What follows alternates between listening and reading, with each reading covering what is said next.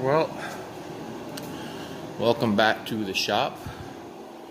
I have officially started calling it Riddell's Classics. I'm a bit of a mess now. Of course, I'm in a bit of a mess all the time. It's been a long time since we've posted any kind of videos. The last video, I had to look back and check. We were welding up the frame on this. I did a couple quick cars in between then. A van and a little Jeep Liberty. But we got a long way on this. The body is all done. I'm in final sanding now. I'm just blocking right now. Finding all my little boo-boos here and there.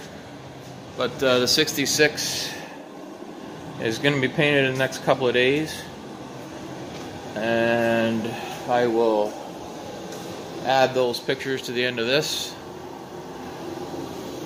Other than that, I mean, the truck has come a long way since we first got going on here. It's got brand new bedsides, brand new tailgate, brand new front piece, new front fenders. Everything's been redone on it. Originally it was just going to be a rough looking farm truck. Now it's going to be nice and straight and shiny. The 66 Super B, we got started on that. She's going to get all new new frame rails, new floor pans, new front floor pans, cross members, just about everything underneath you could think of. Hopefully we don't have to do too much on the outside. It looks solid now, but in the past I found that I dig into these things and find other people's work. There's the trunk floor for it, and we've got the front half for it and various other pieces of metal. I had a Jeep Liberty sitting in here. That's mine. None of this other stuff's mine. We got a 90-something Ford pickup truck here. Got to finish that. It's been started by somebody else. They painted the cab, but lost interest. So I'm going to try and finish this thing off and put it all back together for him. Hopefully he can drive this by the summer. Need an engine for it though. But other than that, not too much has been going on. It's pretty filthy in here.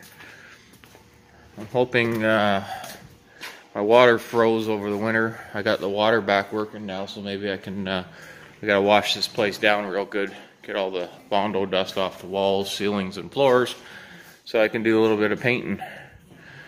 But anyways, I'm gonna try and get an update up for you. See ya. Well, I'm going to work on the 66 today. The owner dropped off trim that had to be drilled out. So the other side worked out okay. No big deal. It's not on there now, but laid it out. Everything laid out straight. Got the trim in the right spots. Got the holes drilled. All I got to do there is throw some primer on that. She's ready to go. This side, not so nice. I had a door for a template. That's why I was able to do what I did. But for some reason, I didn't read my tape measure right, and the first set of holes I put in there were too tight. Had to drill them up and bring them down like barely, or not even a quarter of an inch, so that would line up there. So that was my first issue. My next issue was that the trim wouldn't go straight. Like, I could put the trim straight, but it wasn't straight on the fender. And then I stood back and looked at it again and realized that my fender was up in the front. So I did some adjusting with my rad support and my inner fenders and brought the fender down so that it's on the same plane as the door, which is a good thing because it would have looked silly when it was all done.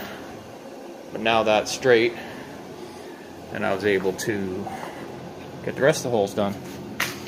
So luckily the box is already drilled out. So now I got to do a little bit more work. I've filled the holes with metal. Now I got to just put some filler in there and smooth them all out. They're all welded up. Start over. As they say, one step forward, 2 steps back. There we go.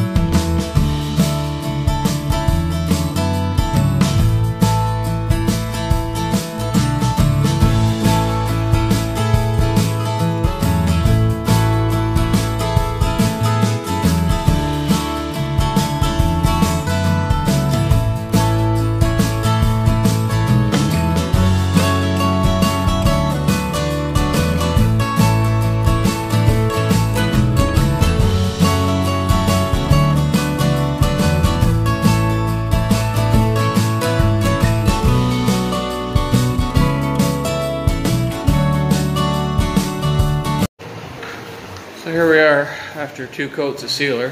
Jump ahead. Yeah, I know, I forget to push the button. Well, you know, I'm pretty good. I'm just tired.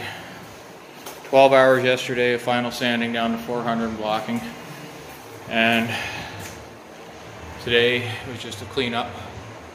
But it's 3 o'clock in the afternoon and I'm just putting sealer on. So it's going to be a late night. Forgive me if I don't do a lot of filming. But that's all.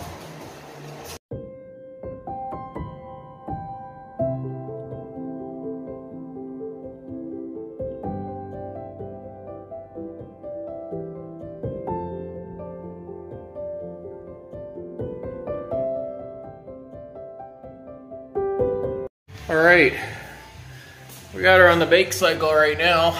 Whew. I left the heater on for a little while. So we got the white on there. We got to tape off the white sections.